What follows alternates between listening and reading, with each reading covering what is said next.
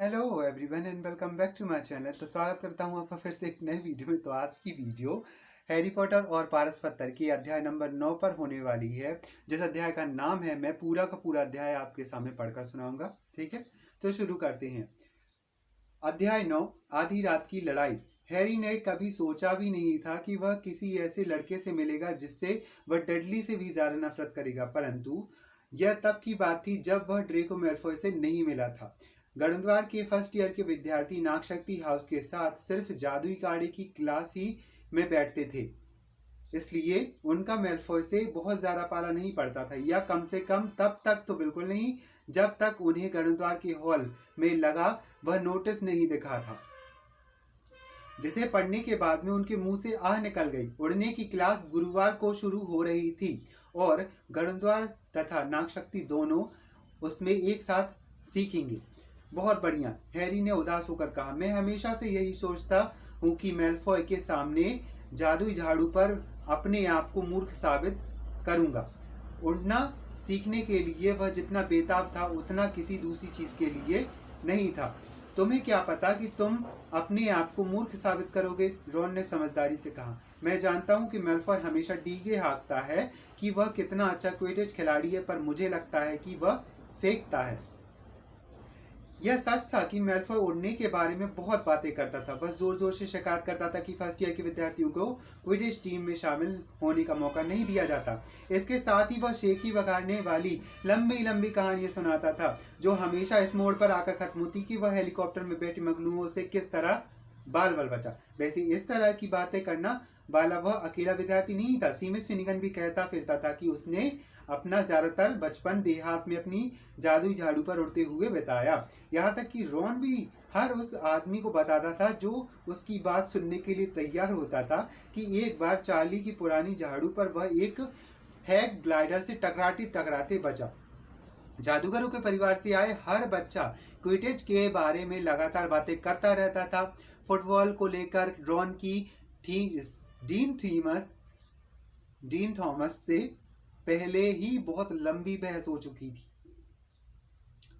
जो उन्हीं के कमरे में सोता था। रॉन की समझ में नहीं आता था कि ऐसे खेल में क्या मजा आ सकता है जिसमें केवल एक ही गेंद हो और किसी को उड़ने की इजाजत ना हो। हैरी ने देखा था कि डीन की वेस्ट हैग फुटबॉल टीम के पोस्टर में रॉन खिलाड़ियों को कैच कर रहा था और कोशिश कर रहा था कि खिलाड़ियां हिले। नेवल जादुई झाड़ू पर कभी नहीं चढ़ा था क्योंकि उसकी दादी ने उसे इसकी इजाजत नहीं दी थी। मन में हैरी को लगता था कि उन्होंने समझदारी का काम किया, क्योंकि जब नेवल के दोनों पैर धरती पर रहते थे तब भी उसके साथ दुर्घटनाएं होती रहती थी। हरमाइनी ग्रेंजर भी उड़ने को लेकर उतनी ही घबराई रहती थी जितना कि नेवल। यह एक ऐसी चीज थी जिसे आप किताब में पढ़कर नहीं सीख सकते। वैसे ऐसा नहीं था कि उसने कोशिश नहीं की थी। गुरुवार को नाश्ते के समय हरमाइनी ने सबको बहुत बोर किया। वह उन्हें उड़ने के बारे में टिप्स दे रही थी जो उसने लाइब्रेरी की एक किताब क्विडिच शुरुआत से अंत तक में सीखी थी। नेवल के हर शब्द को कान लगाकर सुन रहा था।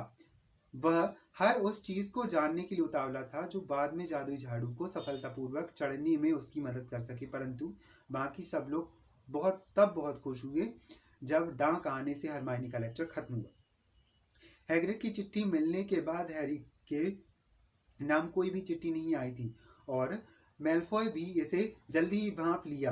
मैल्फॉय का ईगल उल्लू घर से उसके लिए हमेशा मिठाई के पैकेट लेकर आता था, जिन्हें वह नागशक्ति के टेबल पर शान झाड़ते हुए खोलता था। एक करेल उल्लू नेवल के लिए उसकी दादी का एक छोटा सा पैकेट लेकर आया। उसने इसे रोमांचित होकर खोला। पैकेट में बड़े कांच के आकार की कांच की गेंद निकली जो कंचे जैसी थी, जिसमें सफेद धुआं भरा था। उसने सबको वो गेंद दिखाई। इसे भूल न जाना कहते हैं, उसने बताया। दादी जानती है कि मुझे भूलने की आदत है। यह आपको बताता है कि कहीं आप कोई चीज भूल तो नहीं गए। देखो, इसे इस तरह कसकर पकड़ते हैं और अगर यह लाल हो जाए। ओ, उसका चेहरा लटक गया क्योंकि भूल न जाना अचानक लाल हो गया था। तुम कुछ भूल रहे हो। नेवल यह याद करने की कोशिश कर रहा था कि वह क्या भूल गया है। तभी ड्रेको मैल्फॉय ने, जो गणद्वार की टेबल के पास से गुजर रहा था, उसके हाथ से भूल न जाना छीन लिया। हैरी और रॉन एकदम से उछल कर खड़े हो गए। वे मैलफॉय से लड़ने का बहाना ढूंढ रहे थे, परंतु प्रोफेसर मैगोनिकल, जो स्कूल में किसी भी टीचर से ज्यादा जल्दी समस्या को भांप लेती थी, पलक झपकाते ही वहां पर आ गईं। क्या हो रहा है? मैलफॉय ने मेरा भूल न जाना ले लिया है प्रोफेसर। गुस्से से घूरते हुए मैलफॉय ने भूल न जाना को एक बार फिर टेबल पर जल्दी से गिरा दिया। मैं तो बस देख रहा था, उसने कहा। वह क्रैब और गोयल के साथ वहां से खिसक गया। उस दोपहर 3:30 बजे हैरी, रॉन और गणद्वार के बाकी के बच्चे सामने वाली सीढ़ियों से उतरकर मैदान में पहुंचे, जहां उनकी उड़ने की पहली क्लास लगने वाली थी। मौसम साफ था, हवा चल रही थी और घास उनके पैरों के नीचे चट चट की आवाज कर रही थी। वे लोग ढलवे मैदान से होते हुए एक सपाट मैदान की तरफ बढ़ चले, जो अंधेरे जंगल की विपरीत दिशा में था, जिसके पेड़ दूर लहराते दिख रहे थे। नागशक्ति के विद्यार्थी पहले ही वहां पहुंच चुके थे। 20 जादुई झाड़ू जमीन पर लाइन से रखी हुई थी। हैरी ने फ्रेड और जॉर्ज बिजली के मुख से सुना था कि स्कूल की झाड़ियां आदर्श झाड़ू नहीं है, क्योंकि ज्यादा ऊंचाई पर उड़ने से या उड़ते समय वह कुछ हिलने लगती हैं या हमेशा थोड़ी बाईं तरफ उड़कर चलती हैं। उनकी टीचर मैडम हूच आ गई। उनके बाल छोटे और भूरे थे तथा उनकी पीली आंखें बाज की तरह थी। तो इंतजार किस बात का? उन्होंने तेज आवाज में कहा। तुम सब एक एक जादू झाड़ू के पास खड़े हो जाओ। चलो जल्दी करो। हैरी ने अपनी झाड़ू की तरफ देखा। वह पुरानी थी और उसमें कुछ शाखाएं कहीं कहीं बाहर निकली थी। अपनी झाड़ू के ऊपर अपना दाहिना हाथ लगाओ, मैडम हूच ने आगे कहा, और बोलो ऊपर ऊपर। सब चिल्लाए। हैरी की झाड़ू तत्काल उसके हाथ में आकर कूद कर आई, परंतु बहुत कम झाड़ुओं ने ऐसा किया। हरमाइनी ग्रेंजर की झाड़ू जमीन पर सिर्फ लुढ़की और नेविल की तो बिल्कुल भी नहीं हिली। हैरी ने सोचा, शायद घोड़ों की तरह झाड़ू भी समझ जाती हैं कि आप डरे हुए हैं। नेविल की आवाज की थरथराहट साफ बता रही थी कि वह अपने पैर जमीन पर ही रखना चाहता था। मैडम हूस ने उन्हें यह बताया कि किस तरह झाड़ू पर चढ़ा जाए ताकि वे एक दूसरे सिरे से ना फिसल कर गिरें। इसके बाद वे इधर से उधर घूमकर उन्हें झाड़ू पकड़ने का सही तरीका सिखाती रहीं। जब मैडम हूच ने मैलफॉय को यह बताया कि वह कई सालों से झाड़ू को गलत ढंग से पकड़ रहा था, तो हैरी और रॉन को मजा आ गया। जब मैं सीटी बजाऊं तो तुम लोग जमीन पर पैर मारकर ऊपर उछलना, मैडम हूच ने कहा। अपनी झाड़ू सीधी रखना, कुछ फुट ऊपर उठना, फिर हल्के से आगे की तरफ झुककर धीरे से नीचे उतर आना। मेरी सीटी बजते ही 3 2। परंतु नेविल तो इतना घबराया हुआ था कि जमीन पर बने रहने से इतना डरा हुआ था कि उसने मैडम हूच की सीटी की और उनके होंठों तक पहुंचने से पहले ही जमीन पर कसकर लात मार दी। वापस आ जाओ लड़के, बेची की। परंतु नेविल तो बोतल से पहले ही निकले कौर की तरह सीधे ऊपर की तरफ उड़ने लगा था।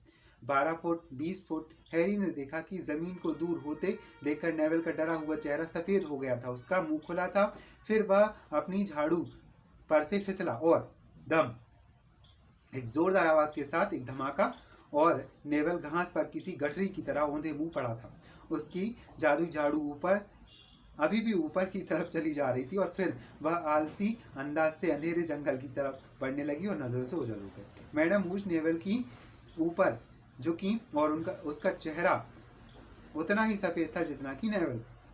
कलाई की हड्डी टूट गई है, हैरी ने उन्हें बुदबुदाते हुए सुना। चलो उठो लड़के, कुछ भी नहीं हुआ, उठो। वे बाकी क्लास की तरफ मुड़ी। तुम में से कोई भी अपनी जगह से नहीं हिलेगा। मैं इस बच्चे को हॉस्पिटल ले जा रही हूँ। तुम इन झाड़ुओं को वहीं पड़े रहने दो जहाँ वे हैं, वरना तुम क्विडिच कह पाओ इससे पहले ही हॉगवर्ट्स से बाहर देखोगे। चलो बेटे। नेविल के चेहरे पर आंसू बहने लगे। उसने अपनी कलाई पकड़ी हुई थी। वह मैडम हूच के साथ लंगड़ाते हुए चल रहा था और मैडम उसके कंधे पर अपना हाथ रखे हुए थी। जैसे ही वे इतनी दूर पहुंच गए कि आवाज न सुनाई पड़े, मैलफॉय ने ठहाका लगाया। तुमने मोटे का चेहरा देखा? नागशक्ति के दूसरे विद्यार्थी भी उसके साथ हंसने लगे। चुप रहो मैलफॉय, पार्वती पटेल ने कड़वाहट से कहा। लॉन्गबॉटम की तरफदारी कर रही हो? पेंसी पार्किंसन नाम की सख्त चेहरे वाली नागशक्ति की लड़की ने कहा। मुझे नहीं लगता कि तुम्हें रोने वाले छोटे बच्चे पसंद आते होंगे पार्वती। देखो, मैलफॉय ने आगे की तरफ झपट कर घास से कुछ उठाते हुए कहा। यह रही वह मूर्खतापूर्ण चीज जो लॉन्गबॉटम को उसकी दादी ने भेजी थी। जब उसने भूल न जाना को ऊपर उठाया तो वो सूरज की रोशनी में चमकने लगा। इसे मुझे दे दो, मैल्फॉय, हैरी ने कहा। सब चुप होकर उन दोनों को देख रहे थे। मैल्फॉय के चेहरे पर शैतानी मुस्कुराहट थी।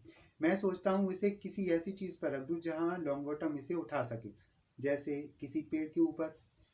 इसे मुझे दे दो, हैरी चीखा, परंतु मैल्फॉय तब तक अपनी जादुई झाड़ू पर कूदकर चढ़ चुका था और ऊपर उड़ने लगा था। वह झूठ नहीं बोल रहा था, वह अच्छी तरह से उड़ सकता था। बलूत के पेड़ की सबसे ऊंची शाखा के बराबर पहुंच जाने के बाद वह बोला, आओ और इसे ले लो पॉटर। हैरी ने अपनी झाड़ू उठाई। नहीं, हरमाइनी चिल्लाई, मैडम हूज ने हमसे कहा है कि हम हिले भी नहीं, तुम हम सबको मुसीबत में डाल दोगे। हैरी ने उसकी बात नहीं सुनी। उसके कानों में गर्म खून बह रहा था। ऐसा लगा वह अपनी झाड़ू पर चढ़ा और जमीन पर तेजी से पैर मारे। वह ऊपर और ऊपर उड़ता चला गया। हवा उसके बालों के बीच से तेजी से जा रही थी, आ रही थी, और उसके कपड़े हवा में उसके आगे पीछे लहरा रहे थे। एक जबरदस्त खुशी के साथ उसे यह एहसास हुआ कि कोई चीज तो थी जो उसे बिना सिखाए वह सीख सकता था, कर सकता था। यह आसान था, यह अद्भुत था। उसने अपनी जादुई झाड़ू को थोड़ी और ऊपर कर लिया। उसे जमीन पर खड़ी लड़कियों की चीख और आवाजें सुनाई दे रही थी, और रॉन की प्रशंसा भरी शाबाशी भी। उसने अपनी जादुई झाड़ू को हवा में ही मैल्फॉय की तरफ तेजी से मोड़ा और उसके सामने आ गया। मैल्फॉय को काटो तो खून नहीं था। इसे मुझे दे दो, हैरी ने कहा, वरना मैं तुम्हें जादुई झाड़ू से नीचे गिरा दूंगा। ऐसा क्या? मैल्फॉय ने व्यंग से मुस्कुराने की कोशिश की, परंतु साफ नजर आ रहा था कि उसे चिंता हो रही थी। हैरी न जाने कैसे यह जानता था कि वह क्या करने वाला है। वह आगे झुका, अपने दोनों हाथों से झाड़ू को कसकर पकड़ा और किसी भाले की तरह मैल्फॉय की तरफ तेजी से चल पड़ा। मैल्फॉय समय रहते उसके रास्ते से हट गया। फिर हैरी ने एक तीखा मोड़ लिया और झाड़ू को बीच हवा में रोक दिया। नीचे खड़े कुछ लोग ताली बजाने लगे। मैल्फॉय, यहाँ पर तुम्हारी जान बचाने के लिए क्रैब या गोयल नहीं है, हैरी ने उसे याद दिलाया। यही विचार मैल्फॉय के मन में भी आ गया था।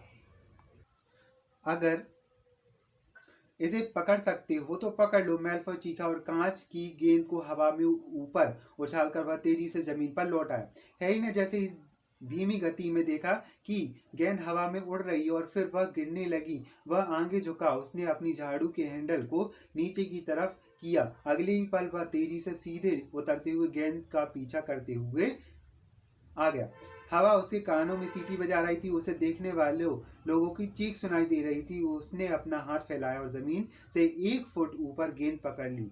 समय रहते उसने अपनी झाड़ू को सीधा किया और फिर घास पर हल्के से लुढ़का, और भूल न जाना उसकी मुट्ठी में सुरक्षित था। हैरी पॉटर, जितनी तेजी से उसने गोता लगाया था, उसका दिल उससे भी कहीं ज्यादा तेजी से डूब गया। प्रोफेसर मैगोनिकल उनकी तरफ भागती हुई आ रही थी। वह अपने कांपते हुए पैरों पर खड़ा हुआ। कभी नहीं, मैंने हॉगवर्ट्स में ऐसा पहले कभी। प्रोफेसर मैगोनिकल सदमे के मारे कुछ नहीं कह पा रही थी और चश्मे के पीछे से उनकी आंखें गुस्से से तमतमा रही थी। तुम्हारी हिम्मत कैसे हुई? तुम्हारी गर्दन टूट सकती थी। उसकी गलती नहीं है प्रोफेसर। चुप रहो मिस पाटिल। परंतु मैल्फॉय, रहने दो मिस्टर वीजली। पॉटर, मेरे पीछे आओ अभी। हैरी ने चलते चलते मैल्फॉय, क्रैब और गोयल की विजय मुस्कान देखी। जब प्रोफेसर मैगोनिकल महल की तरफ बढ़ी तो हैरी मुर्दा पैरों से उनके पीछे पीछे चल रहा था। वह जानता था उसे स्कूल से निकाल दिया जाएगा, और वह अपने बचाव में कुछ भी कहना चाहता था तो नहीं कह सकता था, परंतु ऐसा लगता था कि जैसे उसकी आवाज में कहीं कुछ गड़बड़ हो गई थी। प्रोफेसर मैगोनिकल उसकी तरफ देखे बिना धड़धड़ाती हुई चली जा रही थी। उनके साथ चलने के लिए उसे लगभग दौड़ना पड़ रहा था। अब उसने यह कर दिया था। वह 2 सप्ताह भी नहीं टिक सका। वह 10 मिनट में अपना संदूक जमा रहा होगा, और जब डसली परिवार की चौखट पर दोबारा पहुंचेगा तो वे लोग क्या कहेंगे? वे सामने वाली सीढ़ियों से ऊपर चढ़े और अंदर जाने के बाद संगमरमर की सीढ़ियों पर चढ़कर ऊपर चले, परंतु इस बीच प्रोफेसर मैगोनिकल ने उससे एक भी शब्द नहीं कहा। उन्होंने झटका देकर दरवाजों को खोला और गलियारों में तेजी से चलती रही। हैरी दुखी मन से उनके पीछे भागता रहा। शायद वे उसे डंबलडोर के पास ले जा रही। उसने हैग्रिड के बारे में सोचा, जिसे स्कूल से निकाल दिया गया था, परंतु रखवाले के रूप में उसे वहां रहने की इजाजत थी। शायद वह भी हैग्रिड का असिस्टेंट बनकर वहां रह सकता था। उसके पेट में मरूड़े उठने लगी जब उसने यह कल्पना करने की कोशिश की कि रॉन और उसके दूसरे लोग जादूगर बन चुके होंगे, जबकि वह हैग्रिड के बैग टांगकर मैदान में इधर उधर घूम रहा हो। प्रोफेसर मैगोनिकल एक क्लासरूम से बाहर रुक गईं। उन्होंने दरवाजा खोला और अपना सिर अंदर डाला। माफ कीजिए प्रोफेसर क्विरल, क्या मैं कुछ देर के लिए वुड को ले जा सकती हूँ? वुड? हैरी ने हैरानी से सोचा, क्या वुड कोई लड़की थी जिससे वे उसकी पिटाई करवाना चाहती थी? परंतु वुड 5th ईयर का एक हट्टा कट्टा लड़का था जो फ्लिटविक की क्लास से बाहर प्रोफेसर क्विरल की क्लास से बाहर आते समय काफी उलझन में दिख रहा था। तुम दोनों मेरे पीछे आओ, प्रोफेसर मैगोनिकल ने कहा और वे सभी गलियारे में चल दिए। वुड हैरी की तरफ उत्सुकता से देख रहा था। अंदर आओ, यहाँ पर। प्रोफेसर मैगोनिकल ने उन दोनों को एक क्लासरूम दिखाया जो खाली था, सिवाय पिब्स के, जो ब्लैकबोर्ड पर गालियां लिखने में जुटा हुआ था। बाहर! पिब्स बेचिल्लाए। पिब्स ने कूड़ेदान में चौक फेंकी, उसकी तेज आवाज आई और इसके बाद वह चिल्लाता हुआ बाहर चला गया। उसके जाने के बाद प्रोफेसर मैगोनिकल ने दरवाजा धड़ाम से बंद किया और उन दोनों की तरफ गर्दन घुमाई। पॉटर, यह ओलिवर वुड है। वुड, मैं तुम्हारा नया खोजी ढूंढ लाई हूं। वुड के चेहरे पर भाव बदल गए। पहले वह आश्चर्य था, वह अचानक खुशी में दिखने लगा। यह आश्चर्यजनक था। आप सच कह रही हैं प्रोफेसर? बिल्कुल, प्रोफेसर मैगोनिकल ने फुर्ती से कहा। इस लड़के में जन्मजात प्रतिभा है। मैंने आज तक किसी को इस तरह उड़ते नहीं देखा। क्या जादुई झाड़ू पर चढ़ने का यह तुम्हारा पहला मौका था पॉटर? हैरी ने चुपचाप सिर हिलाया। उसे जरा भी अंदाजा नहीं था कि क्या हो रहा है, परंतु अब उसे लग रहा था कि उसे निकाला नहीं जाएगा। इस वजह से उसके पैरों में थोड़ी सी जान लौट आई। प्रोफेसर मैगोनिकल ने वुड को बताया। इसने उस चीज को 50 फुट गोता लगाने के बाद अपने हाथों में पकड़ लिया और इससे खरोच तक नहीं लगी। चार्ली वीजली भी ऐसा नहीं कर सकता था। वुड का चेहरा अब ऐसा दिख रहा था जैसे उसके सभी सपने एक साथ पूरे होने वाले हैं। कभी क्विडिच का मैच देखा है पॉटर? उसने रोमांच से कहा। वुड गणद्वार टीम का कप्तान है, प्रोफेसर मैगोनिकल ने बताया। इसका शरीर भी बिल्कुल खोजी की तरह है, वुड ने कहा, जो अब हैरी के चारों तरफ घूमकर उसे घूर रहा था। चपल, फुर्तीला। हमें इसे एक अच्छी सी झाड़ू दिलानी होगी प्रोफेसर। मुझे लगता है निम्बस 2000 या प्लिंथ 7। मैं प्रोफेसर डम्बलडोर से बात करूंगी और देखूंगी कि क्या हम फर्स्ट ईयर के नियम में ढील कर सकते हैं। ईश्वर जानता है, हमें पिछले साल से अच्छी टीम चाहिए। आखिरी मैच में नागशक्ति ने हमें रॉन दिया था और कई सप्ताह तक सेवेरस स्नेप से मैं आंखें नहीं मिला पाई थी। प्रोफेसर मैगोनिकल ने अपने चश्मे के ऊपर से हैरी को सख्ती से घूरा। मैं यह सुनना चाहती हूँ कि तुम मेहनत से सीख रहे हो पॉटर, वरना मैं तुम्हें सजा देने के अपना इरादा बदल लूंगी। फिर अचानक वे मुस्कुराए। तुम्हारे डैडी को तुम पर गर्व होगा, उन्होंने कहा। वे बहुत खुश थे और वे एक क्विडिच खिलाड़ी थे। तुम मजाक कर रहे हो, क्या डिनर की बात है? हैरी ने रॉन को अभी अभी पूरा किस्सा बताया था कि प्रोफेसर मैगोनिकल के साथ मैदान में जाने के बाद उसके साथ क्या हुआ। रॉन के हाथ में स्टिक और किडनी भरी कचौड़ी का टुकड़ा था जिसे वह मुंह के आधी दूरी तक ले गया था, परंतु वह उसके बारे में भूल गया। खोजी, उसने कहा, परंतु फर्स्ट ईयर के विद्यार्थियों को कभी भी तुम सबसे कम उम्र के हाउस खिलाड़ी होंगे लगभग 100 साल में। हैरी ने कचौड़ी को अपने मुंह में ठूंसते हुए कहा। दोपहर की रोमांच के बाद उसे अच्छी खासी भूख लग रही थी, मुझे वुड ने बताया। रॉन इतना आश्चर्यचकित था, इतना प्रभावित, कि वह बस बैठा रहा और हैरी का मुंह ताकता रहा। मुझे अगले सप्ताह सीखना शुरू करना है, हैरी ने कहा, पर किसी को बताना मत। वुड ने इसे सबसे छुपा कर रखा। तभी फ्रेड और जॉर्ज वीजली हॉल में आए। जब उन्होंने हैरी को देखा तो वे जल्दी ही उसके पास आ गए। शाबाश, जॉर्ज ने धीमी आवाज में कहा। वुड ने हमें बताया हम भी टीम में हैं, हम मारक हैं। मैं तुमसे कह देता हूँ, हम लोग इस साल निश्चित रूप से क्विडिच कप जीतने वाले हैं, फ्रेड ने कहा। जब से चार्ली गया है तब से हम नहीं जीते, परंतु इस साल की टीम बहुत बढ़िया होगी। तुम्हारा खेल सचमुच बहुत अच्छा है हैरी, क्योंकि तुम्हारे बारे में बोलते समय वुड लगभग कूद रहा था।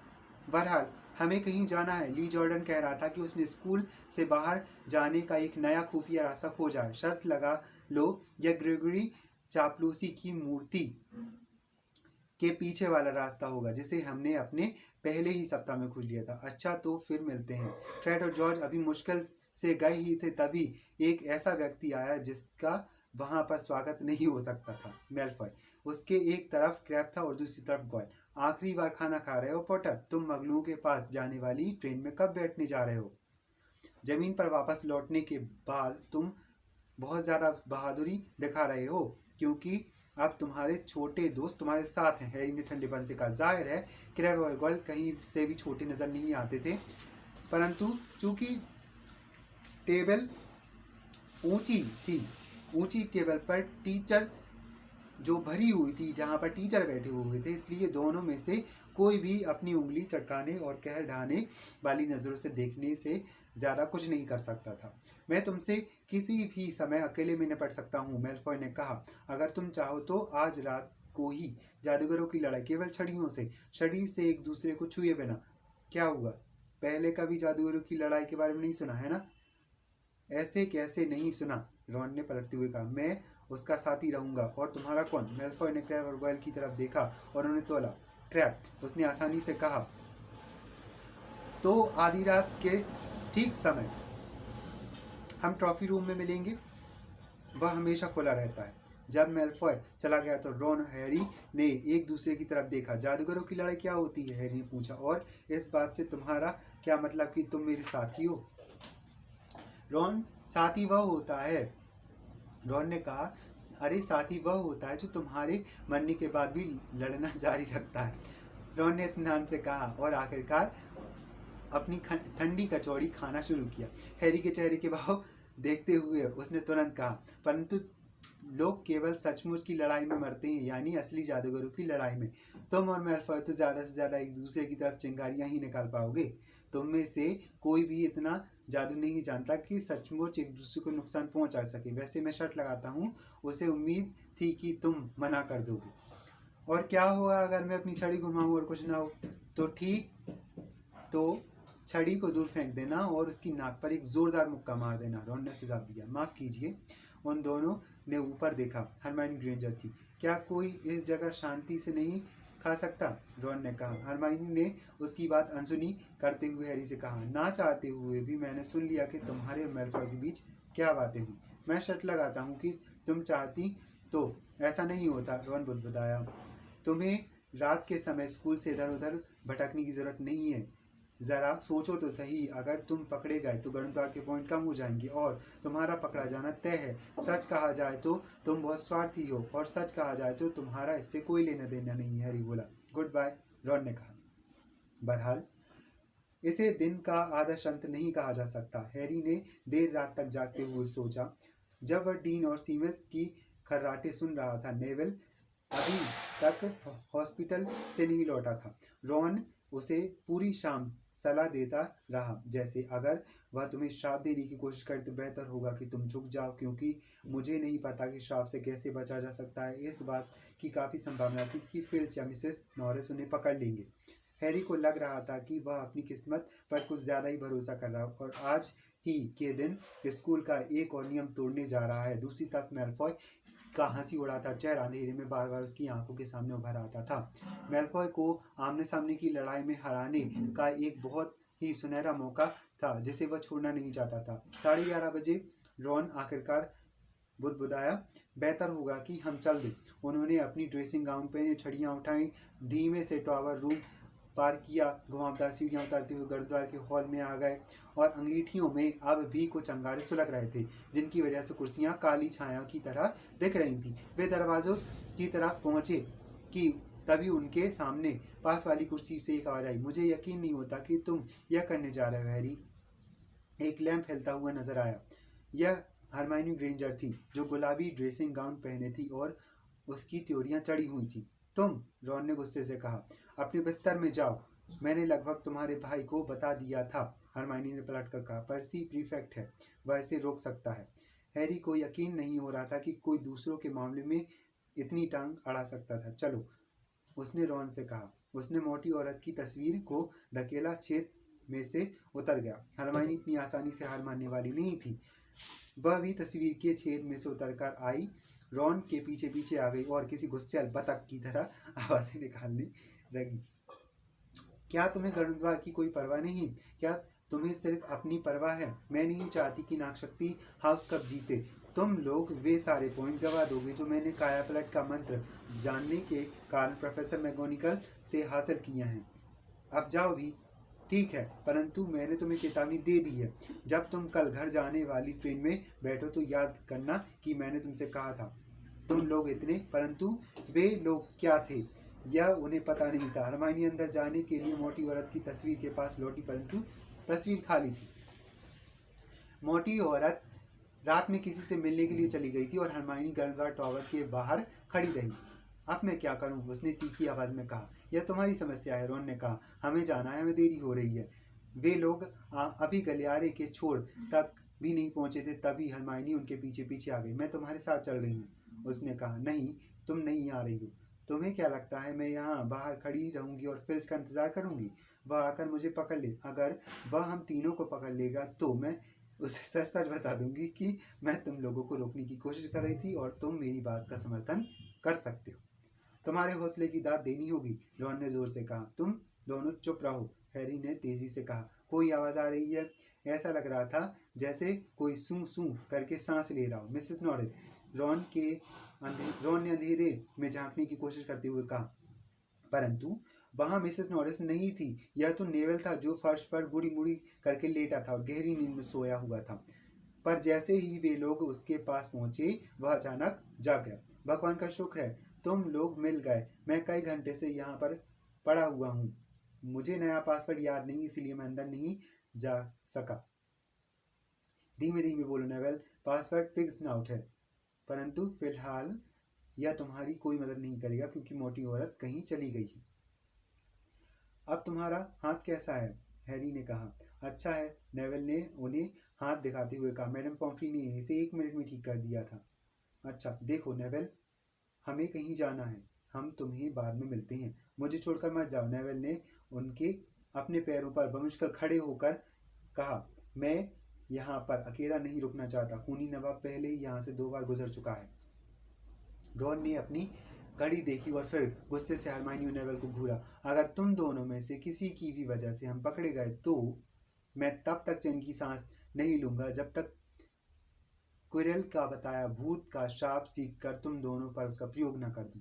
हरमाइनी ने अपना मुंह खोला, लेकिन रॉन को यह बताने के लिए कि भूतों के श्राप का प्रयोग किस तरह से किया जाता है, परंतु हैरी ने उसे चुप रहने का इशारा कर दिया। उन सभी को आगे बढ़ने का संकेत दिया। वे लोग गलियारे में आगे बढ़े, जहां ऊंची खिड़कियों से आती चांदनी की वजह से रोशनी थी। हर मोड़ पर हैरी फिल्च और मिसेस नॉरिस से टकराने की उम्मीद कर रहा था, परंतु उनकी अच्छी किस्मत थी कि वे तीसरी मंजिल तक जाने वाली सीढ़ियों पर तेजी से चढ़े और पंजे के बल चलकर ट्रॉफी रूम तक पहुंचे। मैल्फॉय और क्रब अब तक वहां नहीं आए थे। चांदनी जहां पड़ रही थी वहां स्फटिक की ट्रॉफियां चमक रही थी। कप, शील्ड, प्लेट और मूर्तियां अंधेरे में चांदी और सोने की छटा बिखेर रही थी। वे अंधेरी दीवारों से सटकर चलने लगे, आगे बढ़ने लगे। उनकी निगाहें कमरे के दोनों सिरों पर लगे दरवाजों पर थीं। हैरी ने अपनी छड़ी निकाली क्योंकि उसे डर था कि मैल्फॉय अचानक उस पर कूदना पड़े और तत्काल लड़ना शुरू न कर दे। कई मिनट गुजर गए। उसे देर हो गई, शायद वह डर गया होगा, रॉन ने फुसफुसाकर कहा। तभी अगले कमरे में हो रही एक आवाज ने उन्हें चौंका दिया। हैरी ने अपनी छड़ी को उठाया ही था कि तभी उन्हें किसी के बोलने की आवाज आई, और यह मैल्फॉय की आवाज नहीं थी। जरा चारों तरफ सूंघो तो सही मेरी रानी, वे लोग किसी कोने में छुपे होंगे। यह फिल्च की आवाज है जो मिसेस नॉरिस से बोल रहा था। हैरी दहशत में आ गया। उसने हड़बड़ाकर बाकी तीनों को फटाफट अपने पीछे आने का इशारा किया।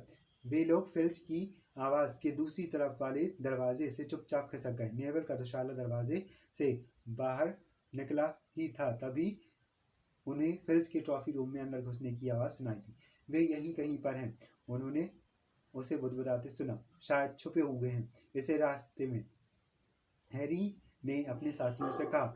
आतंकित होकर वे एक लंबे गलियारे में झुककर चलने लगे जो कवचों से भरा था। उन्हें सुनाई दे रहा था कि फिल्च करीब आ रहा है। नेवल अचानक डरकर चीखा और दौड़ पड़ा।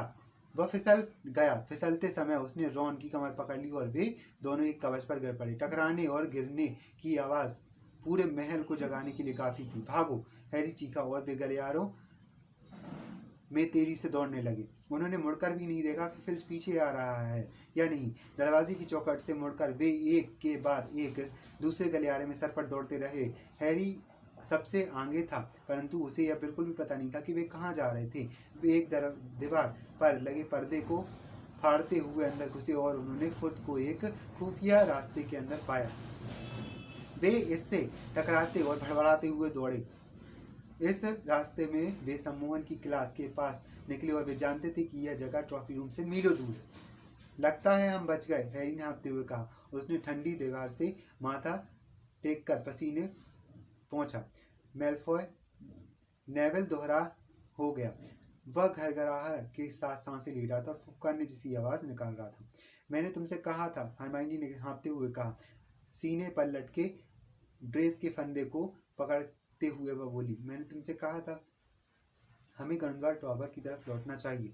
रॉन ने कहा, जल्दी से जल्दी। मैलफॉय ने तुम्हारे साथ चाल चली थी, हरमाइनी ने हैरी से कहा। तुम्हें समझ नहीं आ रहा है या नहीं? तुमसे लड़ने का उसका कोई भी इरादा नहीं था। फिल्च को पता था कि ट्रॉफी रूम में निश्चित रूप से कोई आने वाला है। जरूर मैलफॉय ने ही उसे बताया होगा। हैरी ने सोचा शायद वह सही कह रही थी, पर वह उसके सामने यह मानने के लिए तैयार नहीं था। चलो वापस चलते हैं। परंतु यह काम उतना आसान नहीं था। वे अभी बाहर कदम रखने ही वाले थे, चले ही थे, तभी एक दरवाजे का हैंडल घूमा और उसके सामने वाले क्लासरूम से कोई चीज तेजी से उड़ती हुई बाहर आई। वह पिप्स था। उसने देखा कि और खुशी के मारे किलकारी भरने लगा। चुप रहो पिप्स, प्लीज, तुम्हारे कारण हमें स्कूल से निकाल दिया जाएगा। पिप्स खिलखिलाया। आधी रात को स्कूल में घूम रहे हो फर्स्ट ईयर के बच्चों, बदमाशी करते हो और पकड़े जाने से डरते हो। अगर तुम नहीं बताओगे तो हमें कोई भी नहीं पकड़ पाएगा। प्लीज, मुझे फिल्च को बताना चाहिए, जरूर बताना चाहिए, पिप्स ने संत जैसी आवाज में कहा, परंतु उसकी आंखों में शैतानी चमक दिख रही थी। तुम तो जानते ही हो यह तुम्हारे भले के लिए है। हमारे रास्ते से हट जाओ, रॉन ने कहा और पिप्स को झपटकर मारने की कोशिश की। यह बहुत बड़ी गलती थी। विद्यार्थी बिस्तर से बाहर हैं। पिप्स गला फाड़कर चीखने लगा। विद्यार्थी बिस्तर से बाहर निकलकर सम्मोहन गलियारे में घूम रहे हैं। पिप्स के नीचे से झुकते हुए वे लोग अपनी जान बचाने के लिए भागे सीधे गलियारे की आखिरी सिरे तक, जहां भी एक दरवाजे से धड़ से टकराए और इसका ताला बंद था। अब तो फंस गए, रॉन ने कराते हुए कहा। उन्होंने दरवाजे को धक्का देकर खोलने की जी तोड़ कोशिश की, पर दरवाजा टस से मस नहीं हुआ। अब हमारे काम लग गए, हमारा खेल खत्म। उन्होंने कदमों की आवाज सुनाई दे रही थी। फिल्च पिप्स की चीखों की तरफ जितनी तेजी से दौड़ सकता था दौड़ता हुआ आ रहा था। चलो एक तरफ हट जाओ, हरमाइनी घुर्राई। उसने हैरी की छड़ी छीनी, दरवाजे को ठोका और धीरे से कहा, अल्लाह मोरा। ताले में क्लिक की आवाज आई और ताला खुल गया। वे लोग एक के साथ अंदर घुसे, तेजी से दरवाजा बंद किया और उस पर कान लगाकर बाहर की बातें सुनने लगे। पिप्स कह रहा था, वे लोग किस तरफ गए हैं? पिप्स जल्दी बताओ, पहले प्लीज कहो, परेशान मत करो पिप्स, वे लोग किधर गए हैं? जब तक तुम प्लीज नहीं कहोगे मैं कुछ नहीं कहूँगा। पिप्स ने अपनी चढ़ाने वाली गुनगुनाती हुई आवाज में कहा। ठीक है पिप्स, कुछ नहीं। हाँ, मैंने तुमसे कहा था जब तक तुम प्लीज नहीं कहोगे मैं कुछ भी नहीं कहूँगा। हाँ। और फिर उन्होंने पिप्स के गायब होने और गुस्से से फिल्च की गालियाँ देने की आवाज सुनी। वह सोच रहा होगा कि इस दरवाजे पर ताला लगा हुआ है। हैरी फुसफुसाया, मुझे लगता है हम लोग सही सलामत बच गए हैं। हटो भी नेविल पीछे 1 मिनट से हैरी के ड्रेसिंग गाउन के सिर से लगभग लटका हुआ था। क्या? वह घूमा और उसने साफ साफ देखा। एक पल के लिए तो उसे लगा जैसे वह कोई बुरा सपना देख रहा हो। जब तक जितना कुछ हुआ उसके बाद यह तो बहुत बड़ी बात थी। वे लोग किसी कमरे में नहीं थे जैसे वे सोच रहे थे, वे एक गलियारे में थे, तीसरी मंजिल का वह गलियारा जहाँ जाना मना था। और अब उन्हें पता चल गया था कि यहाँ आना क्यों मना है। वे एक राक्षसी कुत्ते की आंखों में सीधा देख रहे थे, एक ऐसा कुत्ता जिसने फर्श और छत के बीच की सारी जगह घेर रखी थी। उसके 3 सिर थे, 3 जोड़ी बाहर निकलती पगलाई हुई आंखें, 3 नाकें जो उनकी दिशा में सिकुड़ी हुई हिल रही थी। 3 लाल टपकाते मुंह और पीले नुकीले दांतों से लाल लसीसा रस्सियों जैसी टपक रही थी। वह बिल्कुल चुपचाप खड़ा था और उसकी सभी 6 आंखें उन्हें घूर रही थी। हैरी समझ गया कि वे लोग अब तक सिर्फ इसलिए जिंदा थे क्योंकि उनके अचानक आ जाने से वह हैरान रह गया था, परंतु अब वह इससे उबर गया था। उसने भयंकर गुर्राने का मतलब समझने में किसी से भी कोई गलती नहीं हो सकती थी। हैरी ने दरवाजे का हैंडल पकड़ा। फिल्च और मौत के बीच में अगर चुनना है तो वह फिल्च को चुनेगा। वे लोग पीछे हटे। हैरी ने दरवाजे को धड़ाम से बंद कर दिया और वे जान छोड़कर भागे। लगभग दौड़ते हुए वे गलियारे से बाहर निकले। निश्चित रूप से फिल्च उन लोगों को ढूंढने के लिए तेजी से कहीं और चला गया क्योंकि उन्हें वह रास्ते में कहीं भी नहीं मिला, परंतु उन्होंने उसकी जरा भी परवाह नहीं थी। वे तो सिर्फ इतना चाहते थे कि उस राक्षस से जितनी दूर हो सकते पहुंच जाएं। उन्होंने तब तक दौड़ना बंद नहीं किया जब तक वे 7वीं मंजिल पर मोटी औरत की तस्वीर के सामने नहीं पहुंच गए।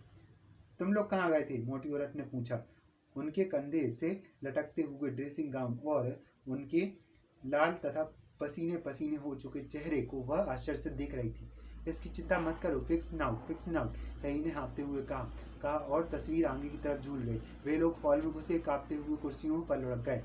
कुछ देर तक उन्होंने किसी से कुछ भी नहीं कहा। नेविल तो दरअसल ऐसा लग रहा था जैसे अब कभी बोलेगा ही नहीं। तुम्हें क्या लगता है वह इस तरह का भयानक जानवर स्कूल में क्या कर रहा है? रॉन ने अंत में कहा। अगर किसी कुत्ते को व्यायाम कराने की जरूरत है तो इसी कुत्ते को है। हरमाइनी की सांस एक बार फिर सामान्य हो गई थी और वह एक बार फिर से चिड़चिड़ी हो गई थी। तुम लोग अपनी आंखों का इस्तेमाल नहीं करते हो, है ना? उसने पलटकर कहा। क्या तुमने नहीं देखा कि वह किस चीज पर खड़ा था?